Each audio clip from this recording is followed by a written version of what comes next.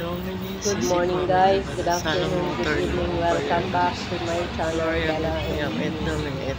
For today's video guys is galing tayo sa Galaan. Ngayon is dumaan muna kami dito sa isang kainan dito sa Rosario, Pangasinan. Pagka sa halos dulo ng Tiplex sa unahan.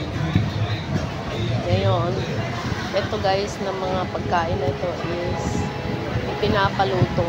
Mamili ka, ayan yung mga fresh na pagkain. Tapos, papaluto mo.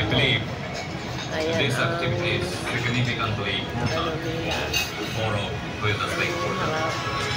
Sa loob na yun guys, ayan yung pagkain. Ayan. Nilaga, pwedeng sisig, sinigang isda, ayan, may butas din sila, may barbecue, may hipo, may tilapia, kung ano yung naka-display na isda, pwede mo silang ipaluto. Mura lang guys, ang kinain namin is Hi! Hi, vlogger! Sinigang na belly, Una nga yung memo. salmon, tapos inihaw na tilapia, then inihaw na pusit, tapos pakbet, tapos meron pa siya guys, yung salad, mangga na may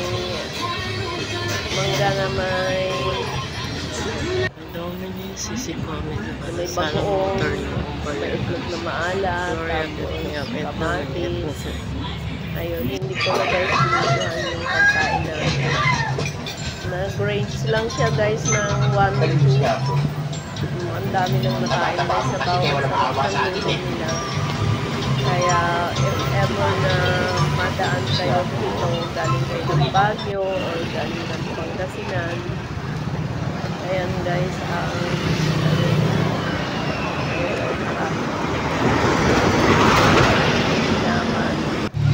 meron din katabi din siya ng mga Starbucks, ng kung ano-anong kainan. Kumbaga, stop over pag galing ka ng Baguio, Pangasinan, or galing ka ng Maynila sa unahan ng Tiplex.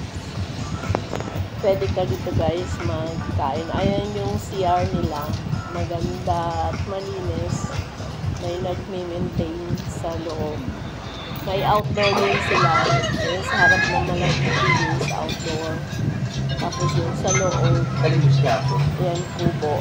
Hindi siya aircon, pero mapresko kasi nasa tubig siya. Masarap yung pagkain guys. At least papresko. Thank you for watching. Bye bye and see you in my next vlog.